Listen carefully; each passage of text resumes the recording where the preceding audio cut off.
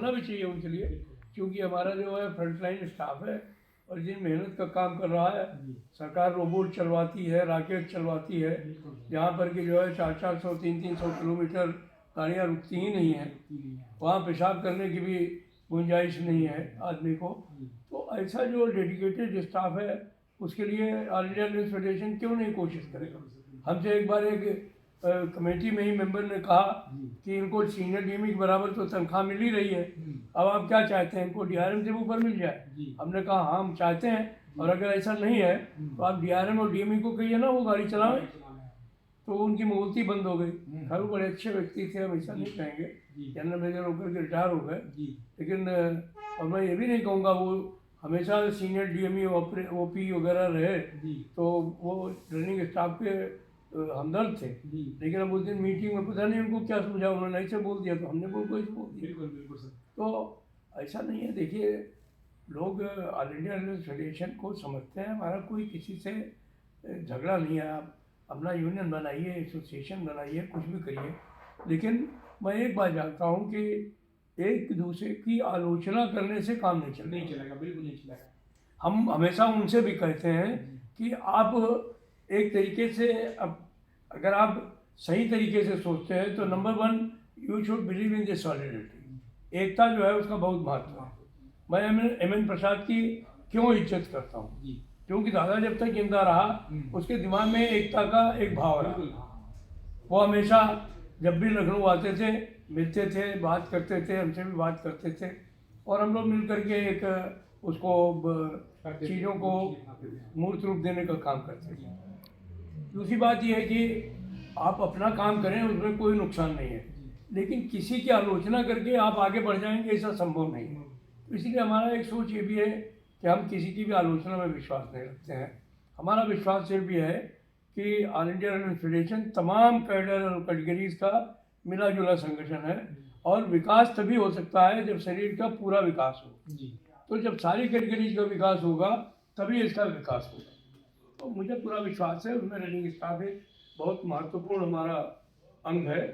जैसे आप कहें कि ब्रेन का जो स्थान है वो रनिंग स्टाफ का है, तो इसलिए हम लोग उसके प्रति पूरे तौर पर समर्पित हैं। आने वाले समय में जो भी संभव हो सका वो हम लोग रनिंग स्टाफ के लिए जरूर करें।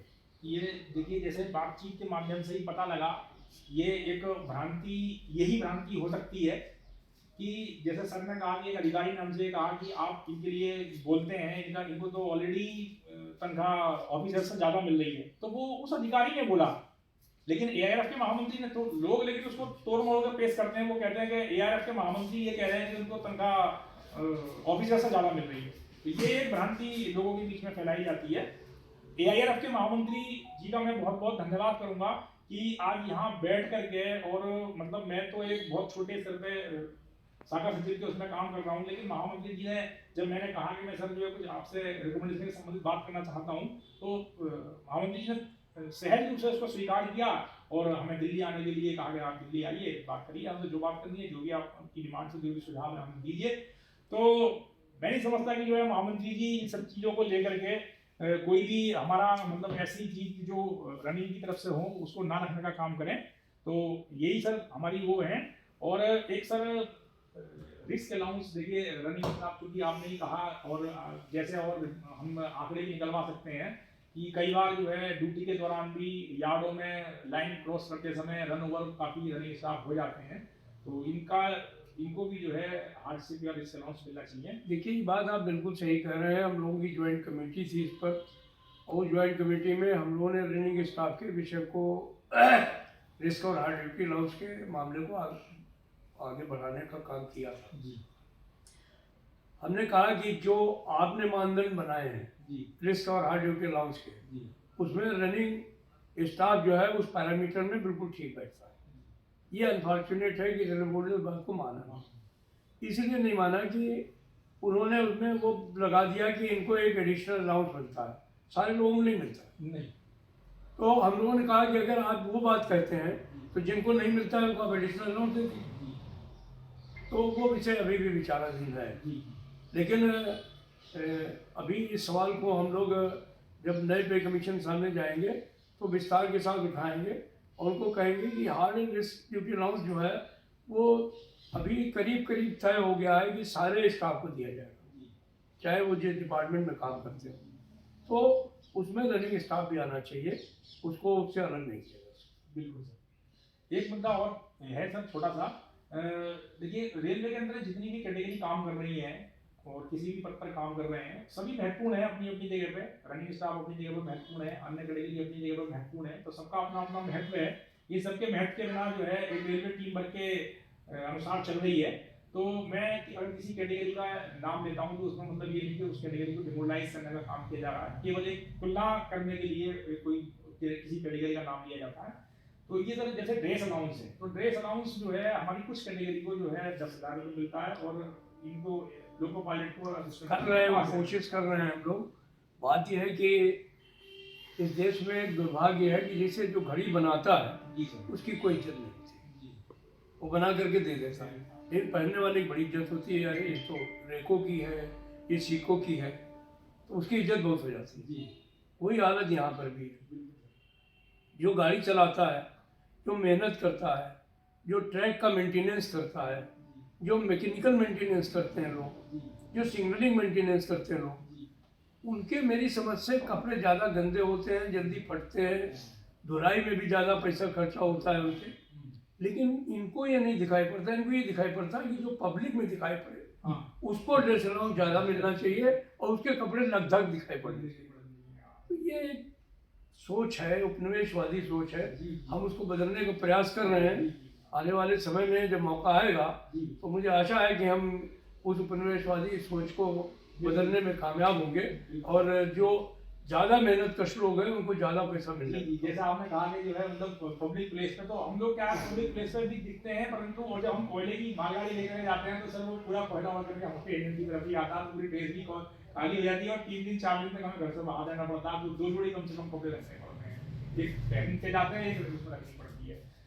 और सर ये इनकम टैक्स में कुछ रिलीफ कुछ बात करेंगे ये समझ। देखिए, इनकम टैक्स का मामला जो है वो एक्चुअली में स्टाफ हमारी नेशनल काउंसिल स्टैंडिंग कमेटी का विषय है।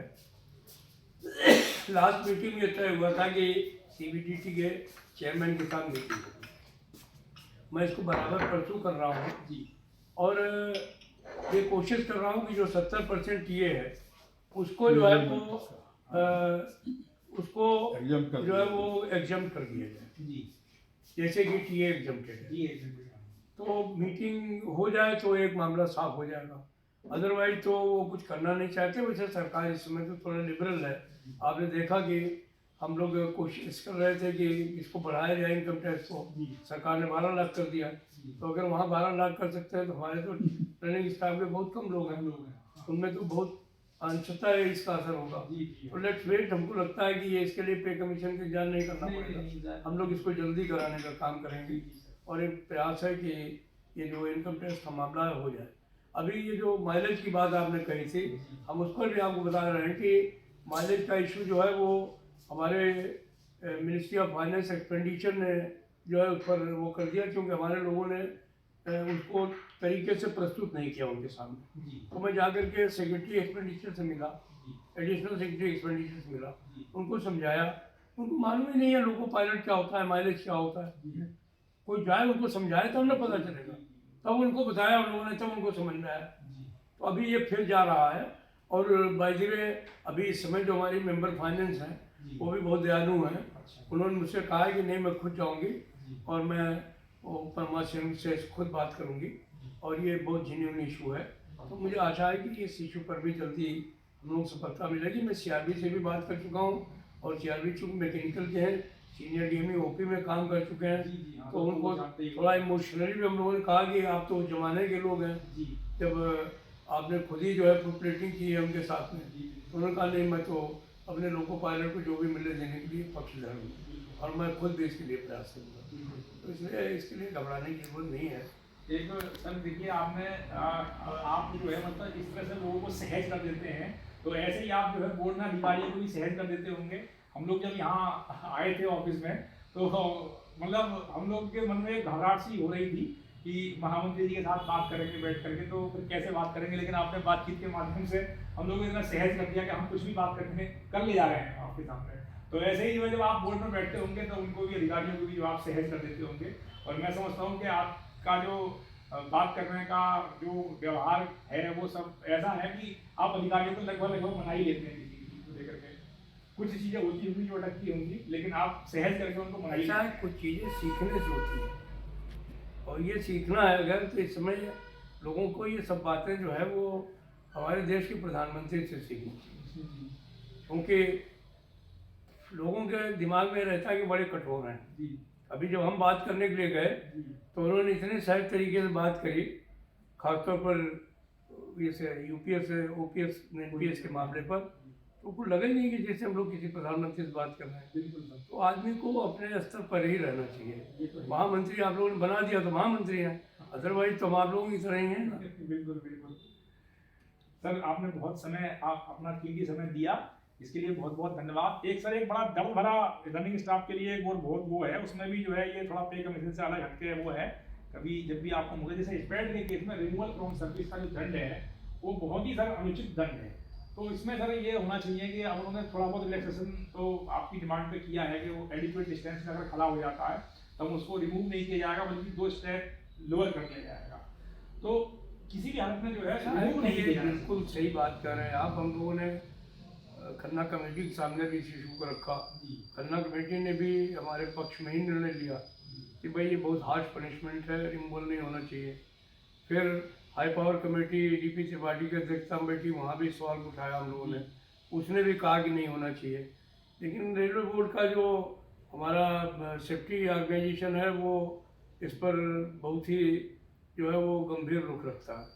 जब हमारे लोहानी साहब थे सीआरबी, तो उनको उन्होंने समझाया तो उन्होंने इसको काफ़ी शिथिल करने का काम किया। लेकिन उनके जाने के बाद में फिर दूसरे लोग आए, उनके सामने लोगों ने कहा कि ये जब से शिथिल हुआ है तब से लोग स्पीड आउट कराने लगे हैं। ये सब मालूम पड़ता है लोग स्पीड कराने के लिए गाड़ी चलाते हैं। तो अभी क्वेश्चन इस बात का है कि ये चूँकि सेफ्टी से जुड़ा हुआ मामला है, तो हम लोगों का काम है कि हम लोगों की नौकरी बचाना चाहते हैं।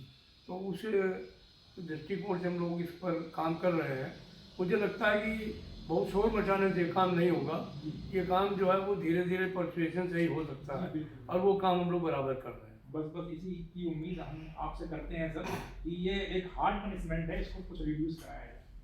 और सर आपने समय दिया, इसमें मैं बहुत बहुत धन्यवाद। करूँगा सर।